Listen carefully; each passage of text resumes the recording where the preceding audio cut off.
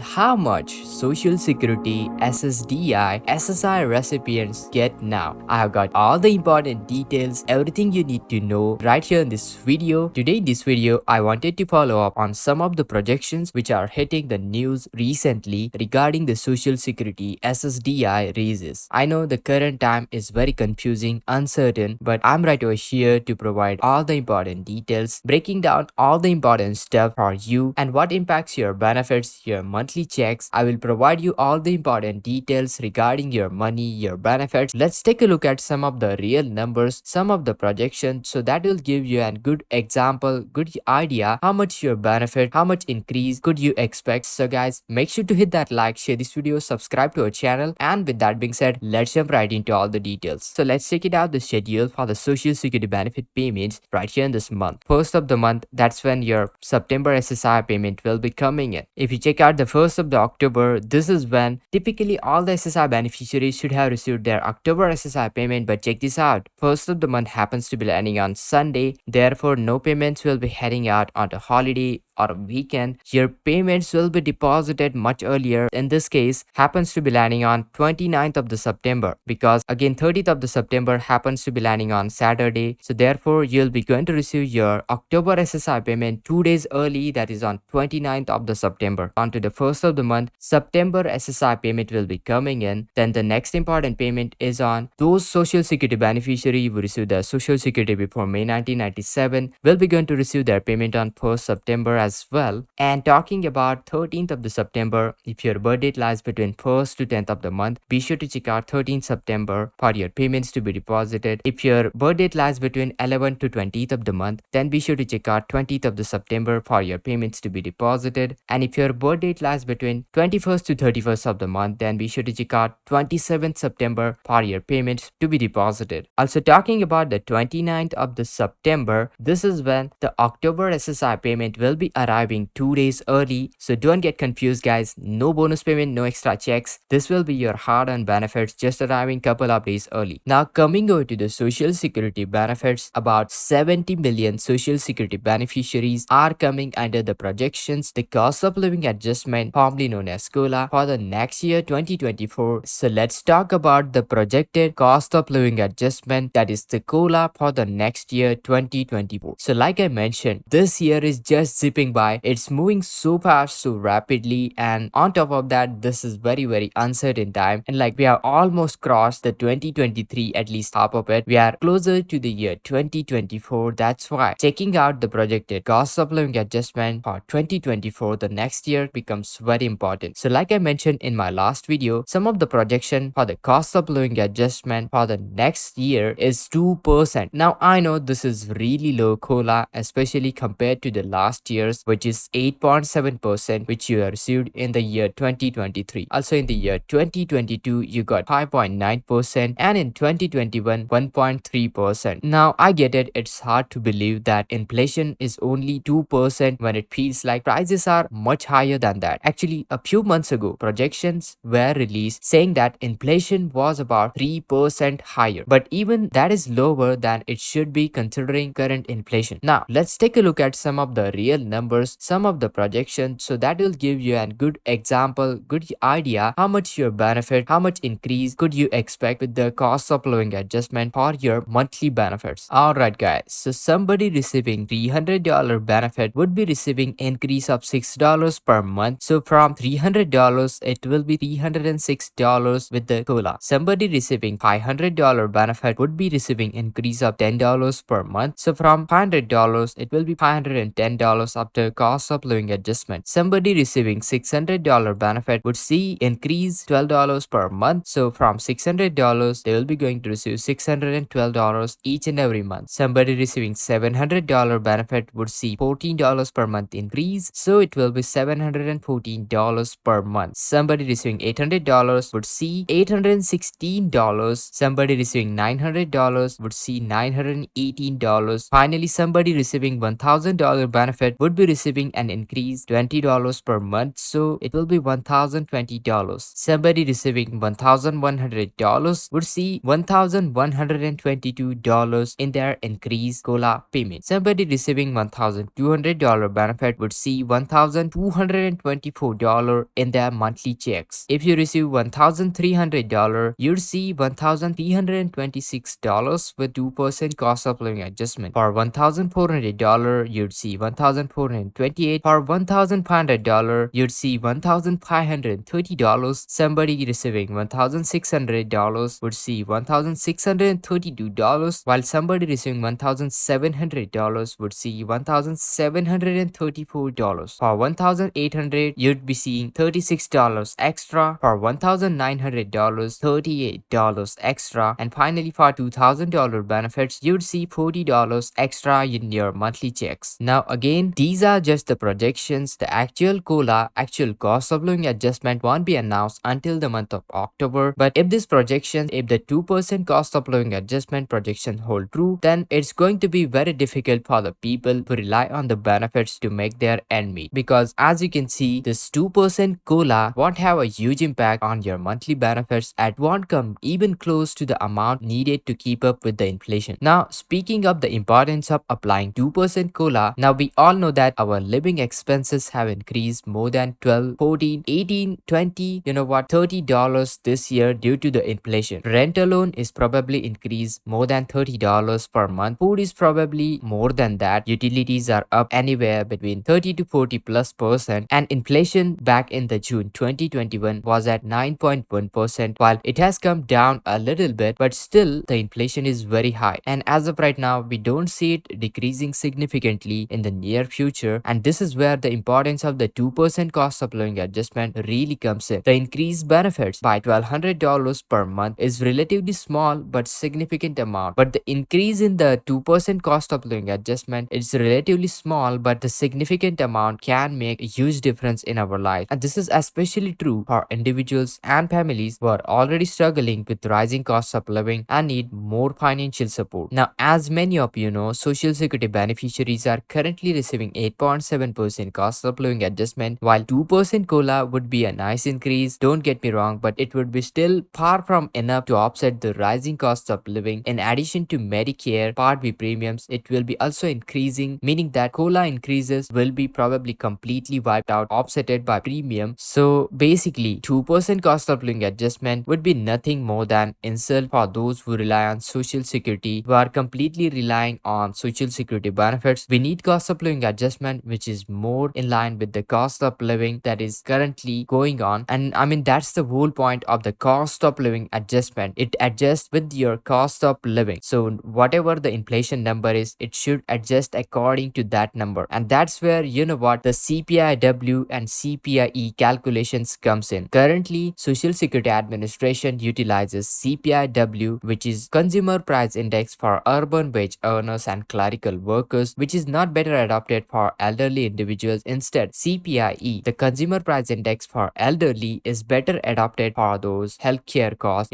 costs associated with all those elderly individuals. So I would be keeping my close attention when Social Security Administration will change the mechanism of COLA, how COLA will be calculated from CPIW to CPIE, because that will be the most important change moving forward for the sustainability of how much money are we going to receive on a monthly basis. Now, speaking about the projections of the COLA, the reports are saying that it could be low as 2%, which could be a huge insult for those who depend on it. Actually, inflation is currently much higher than 2%, so it's important to be realistic about COLA, what it could be. If the COLA is higher than 2%, then it means that inflation is also very, very high. And actually, that's the problem of the COLA calculation mechanism, like I mentioned earlier. We don't know what the COLA will be yet, but the numbers are pretty low. The projections are pretty low as of right now. In fact, they are practically zero when it comes down to those Medicare Part B premium and other stuff. In meantime, I will keep you posted on all the important changes, all the Social Security reforms, the debt ceiling, how your benefits will be affected by any important change. To stay informed, make sure to hit that like, share this video, subscribe to our channel with all the bell notification. And this is Kedar from How to Guys. See you in the next video.